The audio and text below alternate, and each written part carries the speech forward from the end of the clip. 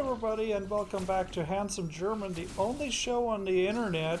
And today I have the very distinct pleasure of talking to you about Metroid Dread, a game which I've been waiting for 2/3 of my life, which is a weird thing to say, especially considering that the same recently happened with Psychonauts, for which I waited half of my life, and Shenmue 3, for which I wish I had never waited at all. Metroid Dread, fortunately, I almost said unfortunately, Metroid Dread fortunately falls into the same category as Psychonauts 2, where it's actually everything that I wanted from a sequel. It continued the storyline, it pretended that those 19 years never happened, everything just continues as it were. And even though it was made by Mercury Steam, the studio behind the worst Metroid game ever made, this one is actually the best 2D Metroid game that exists currently, and I'm incredibly impressed by that. It is, well, as you can see from the clips that I have assembled, a fairly good looking game, definitely, especially for a Switch game. It looked really great in handheld mode. I was very happy with that. That being said, the environments were a little generic, usually, most of the time. So while there was like places with nice themes, like this Chozo Palace area, for example, there was very little in the ways of environmental storytelling. Most places just look like, why would anybody design a place to be like this? This is not just a random cave structure. This is not an intentional labyrinth. This is where people lived. And I definitely think that Metroid Fusion did a way better job at contextualizing some of the rooms that you would enter. That is a big weakness that Mercury Steam have displayed in the past as well, where their level design in this case is 100% on point. I think they did an amazing job ensuring that your path forward always weaves and interconnects with different parts of the map. It had this really nice feel of, okay, I'll just go this way. I have a feeling that this might be where I should go next. And it almost always worked out perfectly for me. I was only really lost maybe twice, and while I was lost, I just ran around and solved a couple of puzzles and discovered a bunch of new upgrades, like minor ones like missile tanks, mistletoes, and energy tanks. The usual. So that was very rewarding. The other major problem with the game that I have, outside of the fact that a lot of the rooms are just very nonsensical and weren't really given any context for why they look like that or why they even exist, is the music. In that I don't remember hearing music a single time in the entire game. I think the volume might have just been too low, or it was just too atmospheric instead of melodic. Maybe, but I don't remember the soundtrack at all, which is a shame considering that every other Metroid game that has come before it, even the weird ones like Metroid 2, had an incredibly amazing soundtrack, so that's kind of a bummer. What is incredibly cool is that you actually get to see some Chozo in this setting, which is unprecedented for them to be alive, so that's cool. There's I already mentioned that there's full spoilers in the title of this review, so there are full spoilers. There's one Wiseman, I don't even know what a sage and a warrior specifically, who both uh, apparently were heavily involved in the DNA splicing that Samus underwent at some point. And something that I thought was incredibly cool about the way they were handled, the Chozo were handled in this game, is that you only very rarely actually see Samus's face. Like, unlike games like Metroid Prime, where you can like constantly see like the reflection in the visor, in this game you very rarely even see the eyes. And you usually only get to see them when Samus is interacting with Chozo, which to me just kind of has this nice little implication that Samus isn't really human when she's on the job. Like when you see her like running around evading the Emmys, which I'll talk about a little bit later. When you see her like running around shooting things and slamming people's heads into walls, she's barely even a person. Like there's a good reason a lot of people think that Samus is a robot named Metroid.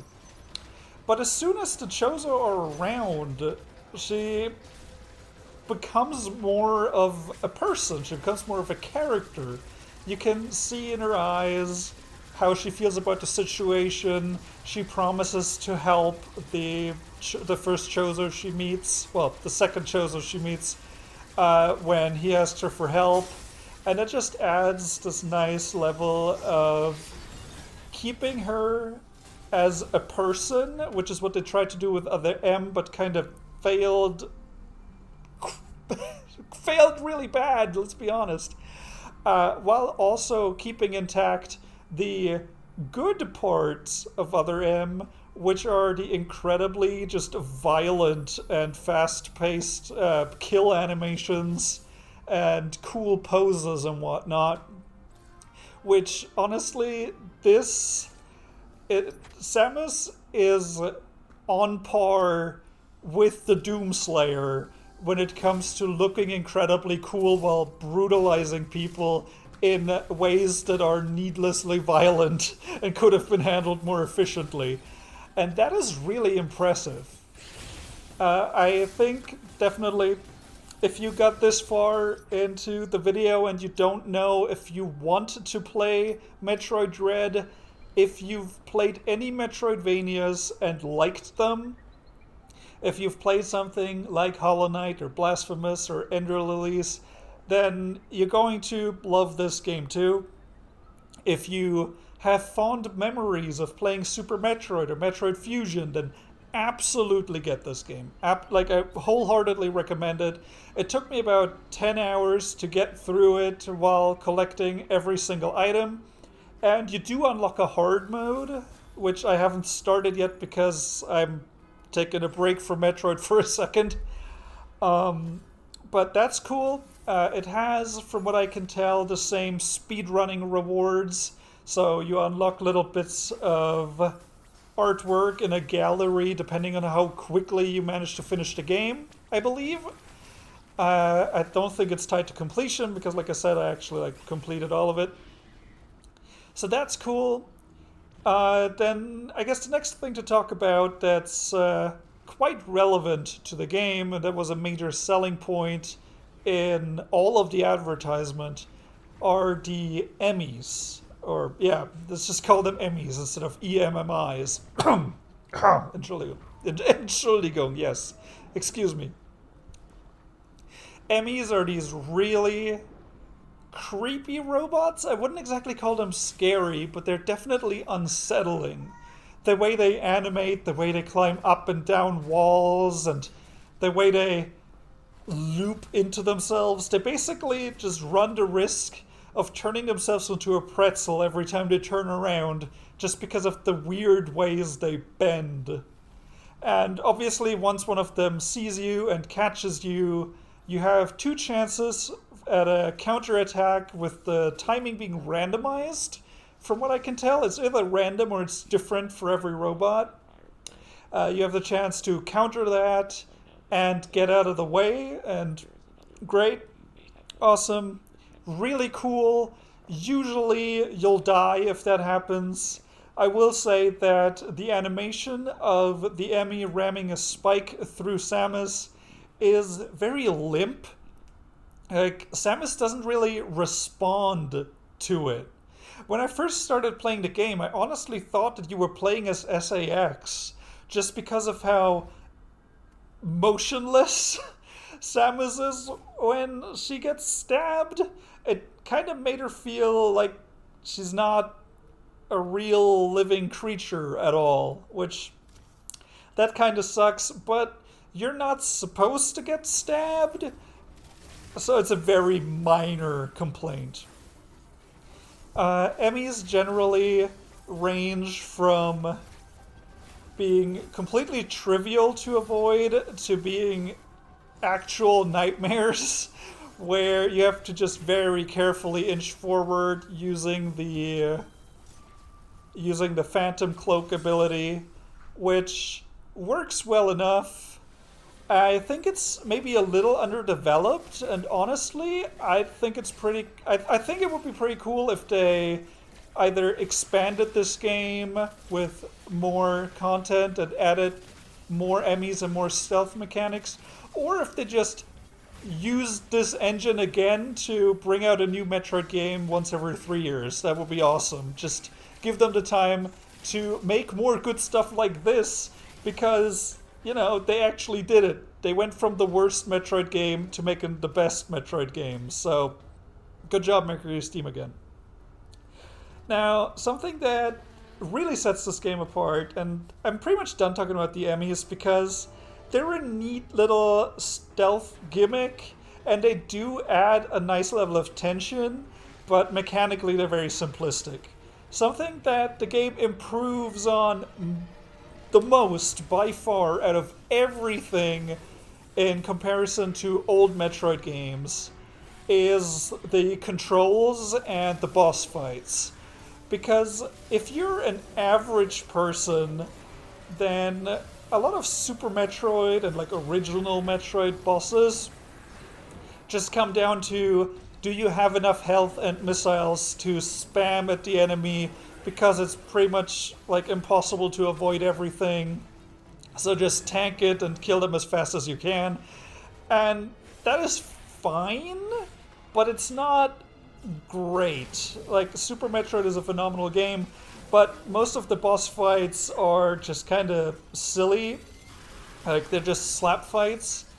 This game, on the other hand, does an excellent job at, first of all, they even tell you that no attack is unavoidable, and you can defeat bosses without taking damage and without having sunk hundreds of hours into the game and becoming a perfect speedrunner.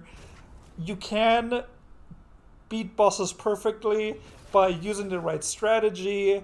All kinds of bosses have little quirks to them that allow you to use different kinds of weaponry as shortcuts, as little cheats to defeat enemies more easily.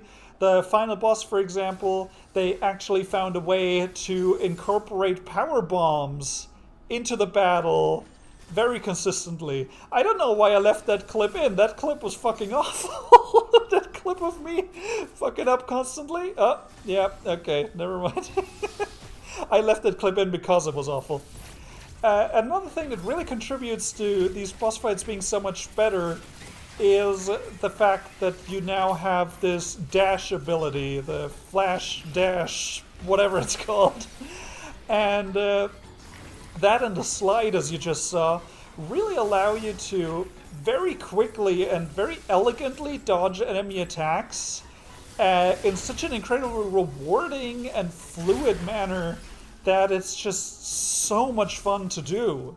Like, I'm completely drowning in games to play right now, so I won't be replaying Metroid Dread right away on hard mode, but I'm genuinely looking forward to how proud and accomplished, if you will, I'm going to feel. That's the wrong sci-fi franchise.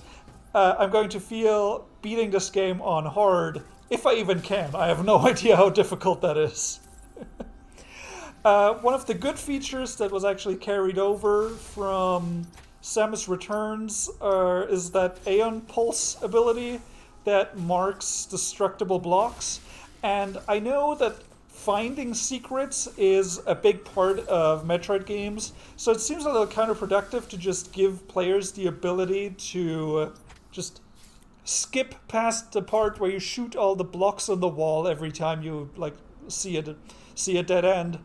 But they actually did an excellent job here in that even if you see which blocks are destructible, you might not automatically know, for example, how to get to those blocks, because sometimes you see destructible blocks in one room, but the way you access them is from the room below on the map. So you kind of just establish a perimeter and scan the walls all over the place. And on top of that, there's the classic Shine Spark puzzles as seen in Metroid Fusion especially, which in that game I could never do. The controls for it were so specific and clunky that I got frustrated with weird Shine Spark puzzles. But in this game, everything just flows so incredibly well that I legitimately enjoyed solving those Shine Spark puzzles, which I didn't think would ever happen, and I also didn't think I would ever be able to pull those off. Like, add to that you maintain your momentum while sliding, and you can break through blocks while doing so, and it really is a nice little reward for those players who want to go the extra mile of figuring out how to accelerate to maximum speed in a tiny ass room. Something that I didn't really figure out until the very end of the game is that you can even Shine Spark while in a Morph Ball, and that just suddenly opened up so many collectibles that I thought I needed an entire separate ability to get. So it's definitely this interesting thing where on the one hand, they could have tutorialized that better, but on the other hand, it was really cool to figure out on my own. And it was really cool to just beat this game without using a guide at all, without having to go outside of it to complete everything. And the other thing that really contributes to that ability to 100% it more easily, with it being the only 2D Metroid game that I 100%ed ever, is the fact that the map wonderfully marks every single kind of obstacle that you come across, and will initially mark it with question marks if you don't have the ability to open it yet, or it will later on update and go, oh yeah, this is a power bomb block, or oh, this is a wide beam block, or whatever. And that really helps going through everything. And even though the developers had the decency to do all of that, to increase the accessibility for players who maybe take a bit more of a break in between play sessions, or might just be a little oblivious every now and again, they still allowed you to set markers on the map, and arrows to those markers will actually appear on your minimap.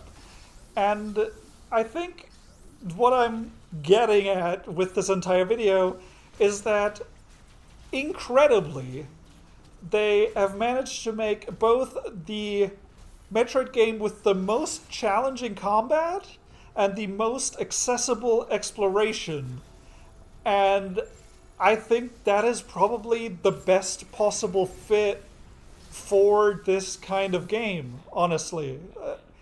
I think the action is so incredibly on point, with the melee counter being used really well in this game. It was completely overused against these horrible bullet sponges in Samus Returns, or Return of Samus. I don't even remember what the remake was called. But in this game, they absolutely nailed it, with incredibly satisfying cutscene animation, takedown moments against bosses, which is just awesome. And yeah, that's my review of Metroid Dread. It is the most challenging while also being the most accessible, which to me just means they managed to take out so much of the bumbling about like an idiot, took out as much of that as possible, and that's awesome. And I can't believe I'm saying this, but Mercury Steam, creators of one of the worst Castlevania games and the worst Metroid game, managed to make the best one. So, best 2D. I don't think it can really compare to, Pinball, but whatever. So thank you very much for watching, and you probably shouldn't have watched all of this if you haven't played this game. I'll, I'll I was gonna say I'll see you next time. Hey, if you like this video, make sure you like and subscribe. I'm going to have a review of Inscription coming up next, and then I might like fuck around with the Nintendo 64 games on Switch, because any excuse to play Star Fox 64 again is the best excuse to play Star Fox 64 again.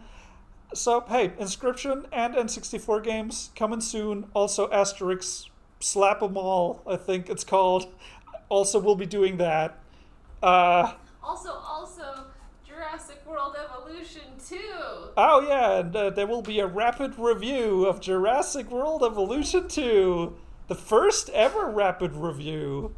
Oh, yeah. Oh, yeah. I will see you honkers next time. Honkers? I don't know.